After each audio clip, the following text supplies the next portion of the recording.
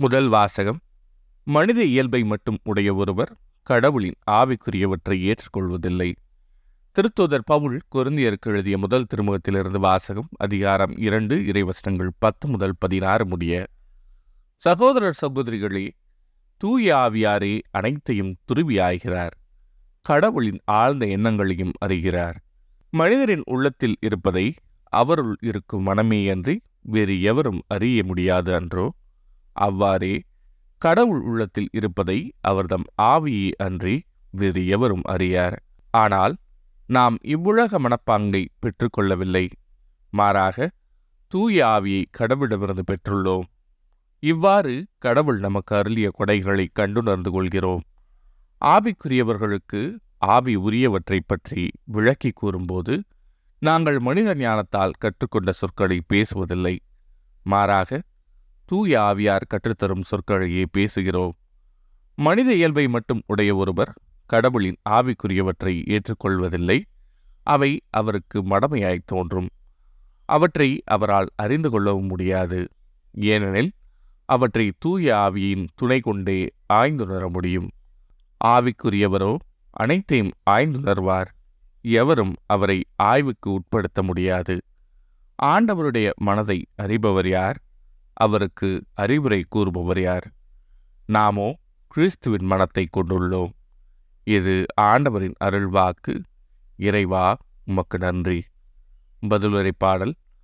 ஆண்டவர் தாம் செய்யும் அனைத்திலும் நீதியுடையவர். ஆண்டவர் இரக்கமும் கனிவும் உடையவர், எளிதில் சினம் கொள்ளாதவர், பேரன்பு கொண்டவர். ஆண்டவர் எல்லாருக்கும் நன்மை செய்பவர், தாம் உண்டாக்கிய அனைத்தின் மீதும் இரக்கம் காட்டுபவர். ஆண்டவர் தாம் செய்யும் அனைத்திலும் நீதியுடையவர். ஆண்டவரே, நீர் உருவாக்கிய யாவும் உமக்கு நன்றி செலுத்தும்.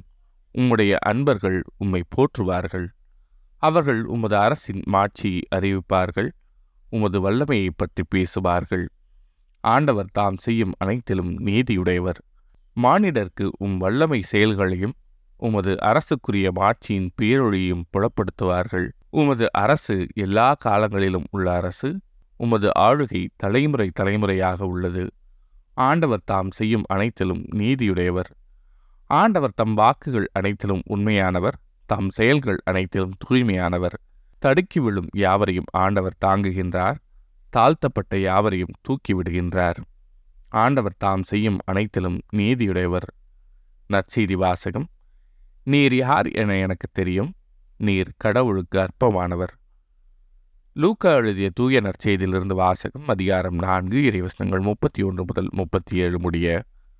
அக்காலத்தில் இயேசு கலிலேயாவில் உள்ள கப்பர்நாகும் ஊருக்கு சென்று ஓய்வு நாளில் மக்களுக்கு கற்பித்து வந்தார். அவரது போதனையை குறித்து அவர்கள் வியப்பில் ஆழ்ந்தார்கள். ஏனெனில் அவர் அதிகாரத்தோடு கற்பித்தார்.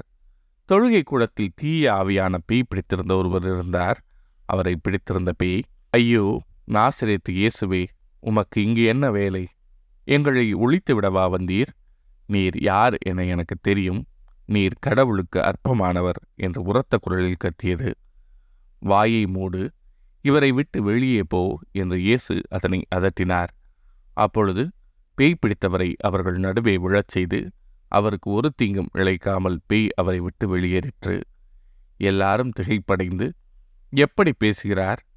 பாருங்கள், அதிகாரத்தோடும் வல்லமையோடும் தீய ஆவிகளுக்கு கட்டளையிடுகிறார், அவையும் போய்விடுகின்றனவே என்று ஒருவரோடு ஒருவர் பேசிக்கொண்டனர்.